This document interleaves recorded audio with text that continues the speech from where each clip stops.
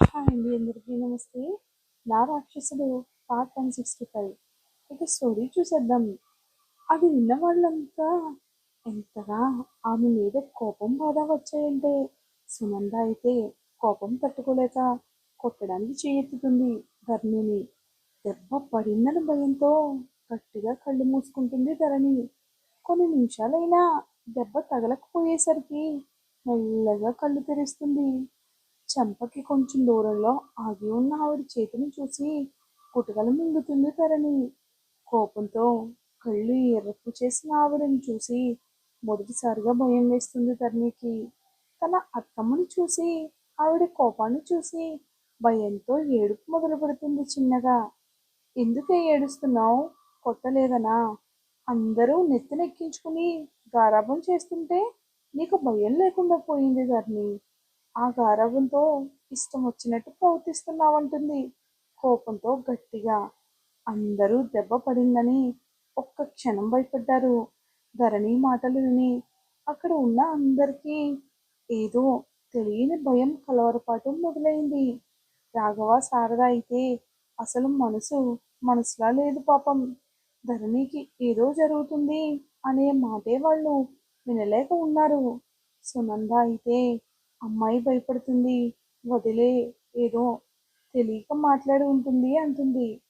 వాడు కోపం తగ్గాక వస్తాడులే, నువ్వు బంగారాన్ని అరవకు అంటుంది ఆమె.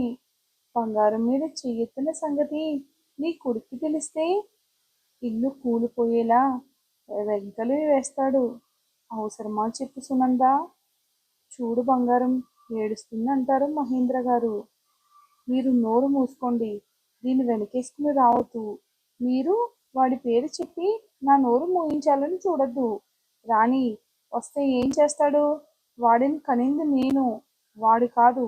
వాడికన్నా తల్లిని నేను. మరీ భయం లేకుండా పోతుంది వీళ్ళకి. అస్సలు మతుండే మాట్లాడుతున్నావా నువ్వు? ఏం మాటలవి? కడుపుతో ఉండి ఇలాంటి మాటలు మాట్లాడొచ్చా అసలు? నువ్వు పోతే రెండో పెళ్లి చేసుకోవడం ఏంటి తిక్కలదానా? అలా ఎలా వస్తున్నాయే నీకు ఈ పిచ్చి మాటలు? ఈ టైంలో పిల్లల గురించి ఆలోచిస్తూ మనసుని హాయిగా ఉంచుకుని అందమైన ఊహలు ఊహించుకోవాలి కానీ ఇలా పిచ్చి పిచ్చి ఆలోచనలు ఏంటి ధరణి? ఇంకోసారి ఇలాంటి మాటలు మాట్లాడితే ఇప్పుడు పడకుండా ఆగిన దెబ్బ ఇంకోసారి ఆగదు. చెంపలు వాయి కొడతానంటుంది సునంద కోపంగా. అత్తమ్మ, నువ్వు నా మీద అరుస్తున్నావు. ఇలా మాట్లాడితే నాకు ఏడుపు వస్తుందంటుంది. ముక్కు ఎగపీలుస్తుంది ధరణి. నువ్వు చెప్పే పిచ్చి మాటలకు మాకు కూడా ఏడవాలో కోపడ్డాలో తెలియడం లేదు ధరణి. ముందు నుంచే నీ హెల్త్ కాంప్లికేషన్స్ ఉన్నాయి. ఇద్దరిని మోస్తున్న నిన్ను చూసి ఏ క్షణాన్ని ఎలా ఉంటుందో అని అందరిలో ఒకటే టెన్షన్. ఇంకా నీ మొగుడు సంగతి చెప్పనవసరం అవసరం లేదు. ఏ టైంలో ఏమవుతుందో అని ప్రతి క్షణం టెన్షన్తో సరిగా కడుపు నిండా కూడా తినక, కంటి నిండా నిద్రపోకుండా నిన్ను కంటికి రెప్పలా చూసుకుంటుంటే నువ్వు ఇలాంటి పిచ్చి మాటలు చెప్పి వాడిని ఇంకా బాధపడేలా చేస్తూ ఇలా టెన్షన్ పడేలా చేస్తున్నావు నువ్వు అసలు. ప్లీజ్ బంగారం, ఓ కొడుక్కి అమ్మలా నిన్ను వేడుకుంటున్నాను. నీ పిచ్చివాగుడు వల్ల వాడికి మనశ్శాంతి లేకుండా చెయ్యకు. నీలోనే వాడి ప్రాణం దాగి ఉందే. నువ్వు హాస్పిటల్లో ప్రాణాలతో పోరాడుతున్నప్పుడే మాకు అర్థమైంది. మీరిద్దరూ వేరు వేరు కాదు, మీ ఆత్మలు ప్రాణం ఒకటే అని. ఏ జన్మలో ఏ బంధమో తెలియదు కానీ ఆ దేవుడు ఇద్దరిలో ఒకటే ప్రాణం పోశాడు. నువ్వు లేని రోజు సూర్య కూడా లేడు. తల్లిగా ఈ మాట చెప్పడానికి నా నరాలన్నీ తెగిపోతున్నా సరే ఇదే నిజం. ఏదో జరుగుతుందని ముందు నుంచే భయపడి ఇంకేదో జరిగేలా చేసుకోకు బంగారం. నువ్వు సంతోషంగా ఉంటూ వాడే సంతోషంగా ఉండేలా చూడు. ఏ తెల్లైనా తన పిల్లల గురించి ఇదే కోరుకునేదంటుంది కన్నీళ్లతో సునంద. ఆవిడ మాటల్లో కన్నతల్లి బాధ తెలుస్తుంటే చిన్న పిల్లలు చెవులు పట్టుకుని సారీ, ఇంకెప్పుడు ఇలాంటి మాటలు మాట్లాడను అని ఏడుస్తూ చేతులు చాపుతుంది ధరణి. పోవే, నేను రాను. నీ గారాబం ఎక్కువైంది. అమ్మలా చూసుకుంటుంటే నువ్వు మాట వినడం లేదు. అత్త దర్పం చూపించాల్సిందే అంటుంది సునంద గుర్రుగా చూస్తూ. హా అత్తమ్మా, నువ్వు రాకపోతే నీ కొడుకు వచ్చాక నువ్వు నన్ను కొట్టావని చెప్తాను. ఇంక నువ్వే ఊహించుకోకు. నీ కొడుకు చేసే రణరంగం అంటుంది ధరణి. ఏంటే, వాడి పేరు చెప్పి భయపెడదామనుకుంటున్నావా అని దగ్గరికి వచ్చి చెవి మెలేస్తుంది సునంద. సారీ అత్తమ్మా అంటుంది. ఇంకెప్పుడు నీ మనసులో బాధ పెట్టి మాటలు పనులు చెయ్యను. ఈ ఒక్కసారికి అని క్యూట్గా అడుగుతుంది ధరణి. అంతే. ఆ క్యూట్ ఫేస్ని చూసి ఎవరు ఎక్కువసేపు కోపం చూపించగలరు? అయినా సరే ఒక అరగంట సేపు అందరూ క్లాస్ తీసుకుని ధరణికి పిచ్చి పిచ్చి ఆలోచనలతో బూజు పట్టి ఉన్న మెదడును క్లీన్ చేస్తారు. అబ్బా, ఇంక ఇలాంటి ఆలోచనలు నా మనసులోకి రానివ్వను. ఇంకా ఆపండి అని చెప్పి రెండు చేతులతో దండం పెడుతుంది అందరికీ. సరే సరే, రెస్ట్ తీసుకో అని అందరూ బయటకు వస్తారు. వాళ్ళు బయటికి వెళ్ళగానే ఫోన్ తీసుకుని సూర్యకి కాల్ చేస్తుంది.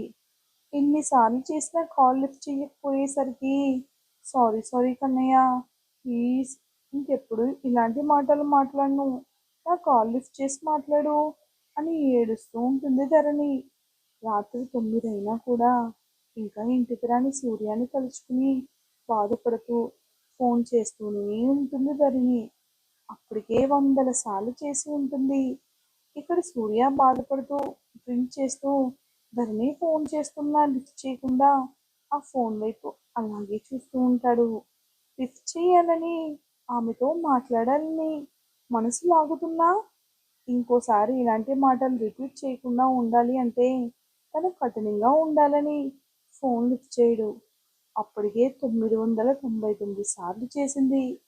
అసలు దీనికి తీసుకురావడం లేదా అని ఫోన్ లిఫ్ట్ చేసి, ఎందుకే ఫోన్ చేస్తున్నావు అని గట్టిగా అరుస్తాడు సూర్య. ధరణి ఏం మాట్లాడకుండా అతని వాయిస్ వింటుంది మౌనంగా. ఆమె ఏడుపు ఎక్కిళ్ళ సౌండ్ వినిపిస్తుంటే గట్టిగా కళ్ళు మూసుకుని 2 నిమిషాలు మౌనంగా ఉండి ఇంకా ఉండలేక ఏడిస్తే, గొంతు పిసుకుతాను, దొంగ సచ్చిందానా, ఆపు అని కసిరి, నేను ఏడుస్తున్నాను అని నాకు తెలియడానికి ఫోన్ చేశావా అంటాడు సూర్య. కాదు. మరి ఎందుకు చేశావే చెప్పు. ఎక్కడున్నావు? ఎందుకు నాకు ఫోన్ ఇప్పటిదాకా లిఫ్ట్ చేయలేదు? ఇంటికి ఎందుకు రాలేదు అని అడుగుతుంది ధరణి. ఎక్కడుంటే నీకెందుకే? నీతో మాట్లాడాలని నాకు అస్సలు లేదని, నీతో మాట్లాడుతుంటే నాకు చిర్రెక్కుతుంది, మూసుకుని పెట్టవే ఫోన్ అని అంటాడు సూర్య. అతను అలా కోపంగా మాట్లాడుతుంటే ఆమె మనసు బాధతో మెలుగుతుంది. ఈ బేబీ కోసం వెయిట్ చేస్తున్నారు. ఈ మాటలు, ఈ ముద్దులు వాళ్ళు చాలా చాలా మిస్ అవుతున్నారు.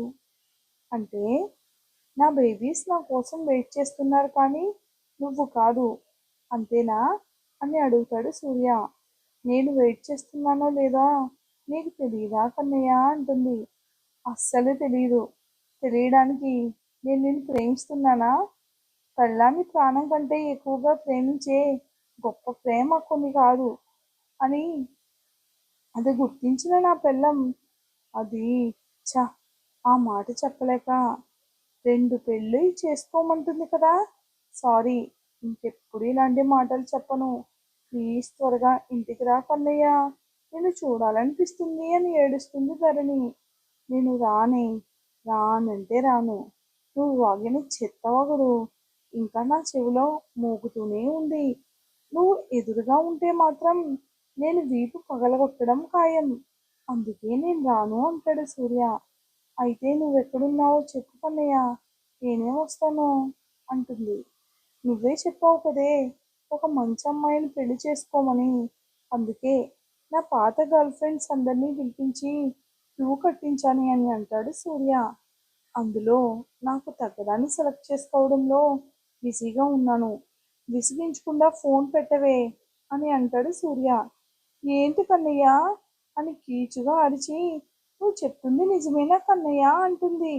మళ్ళీ ఏడుపు రాగం అందుకోవడానికి రెడీ అయ్యి మన ధరణి. ఇక ఏం జరుగుతుందో నెక్స్ట్ వీడియోలో తప్పక చూద్దాం. వీడియో కనుక నచ్చినట్లయితే మరింత సపోర్ట్ ఇస్తారని కోరుకుంటున్నాను. Thanks for watching.